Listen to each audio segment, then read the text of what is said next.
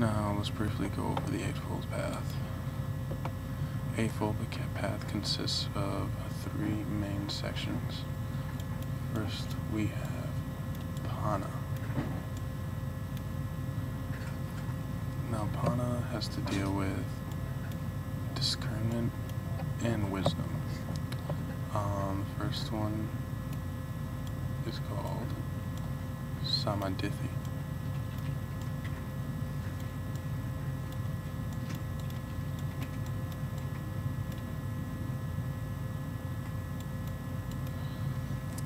And this aspect of Dhamma basically says that you have to have the right understanding of the 4 noble truths that were discussed before. Sama,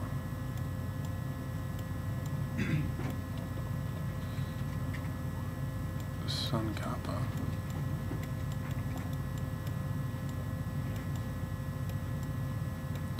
this is the second part. This says that you have to move forward in life with the right thinking and following the right path in life.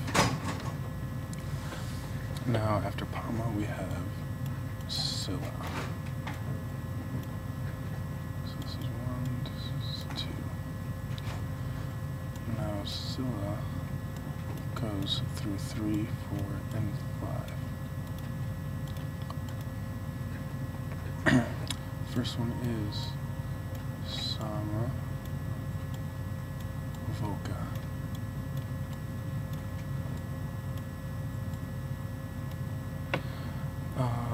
This basically goes through anything that has to do with speaking or expressing yourself.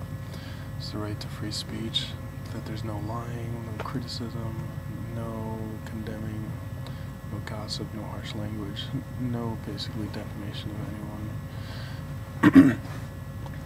And it's just saying to understand exactly the impact that anything you say will have on the world around you.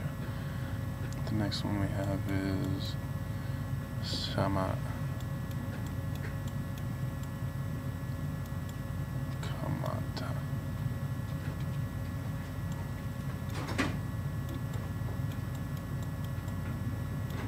Sama Kamata, it goes through the right conduct by following the 5 precepts, which we'll be discussing a bit. Next one, Sama Aijiva.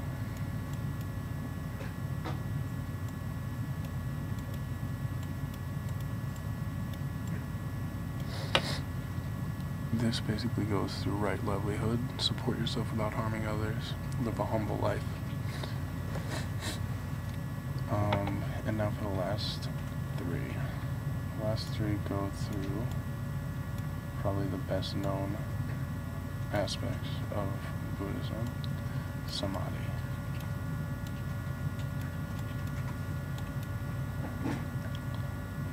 Samadhi goes through 3 basic points.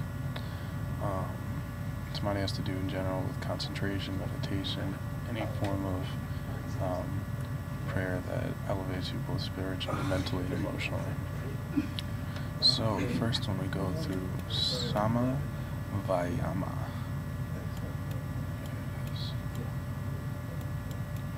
And what Sama Vayama means is you have to extend the right effort, promote good thoughts, and conquer all your evil thoughts within yourself. Number 7, Samasati.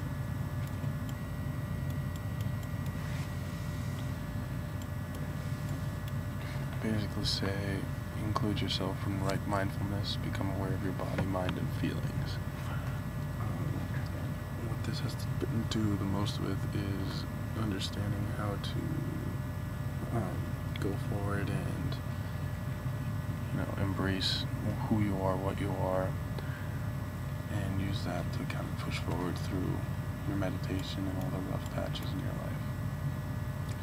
And finally, Sama Samadhi.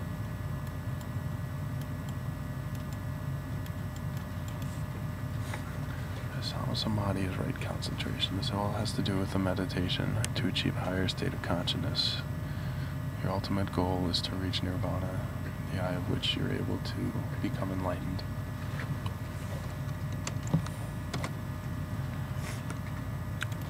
Now we're going to go over the 5 precepts quickly. These are rules for which the Buddha lives by, and they're actually pretty straightforward. A lot of them shared with many other religions. 1. Do not kill.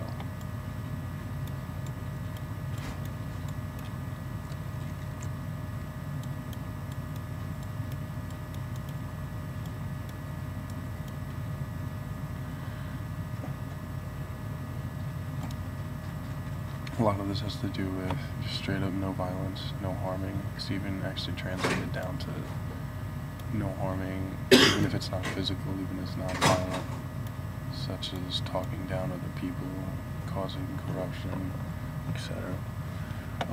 Next one. Do not steal.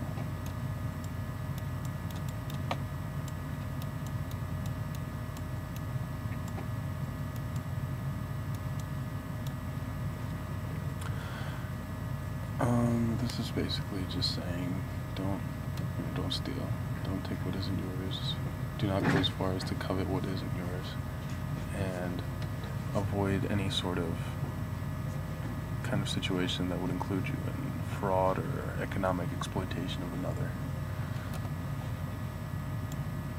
Naturally, 3 is going to be do not lie.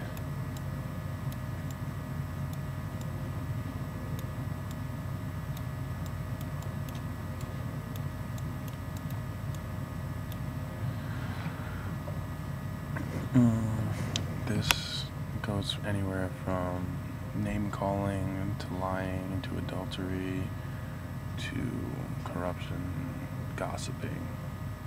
You have to understand that you can't lie, because if you're lying to other people, that means most likely you're lying to yourself, and you'll never be able to reach enlightenment. The next one. Do not misuse sex. For the holy men, nuns, monks within the religion, that means to respect the fact that you have to practice celibacy. And for everyone else, basically what it says is adultery is bad. Don't abuse, do not defame, respect yourself in a consensual, committed relationship.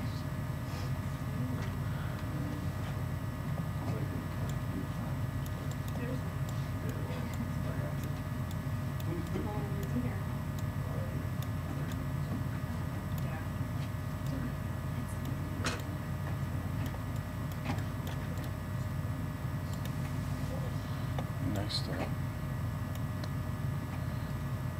we have 5. Do not consume alcohol or drugs.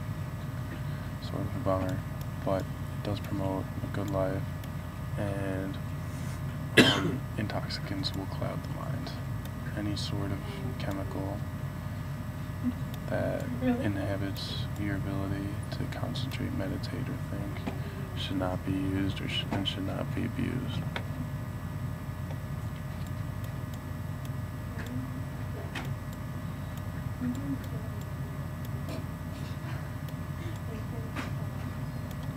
So these are the 5 precepts that exist in Buddhism.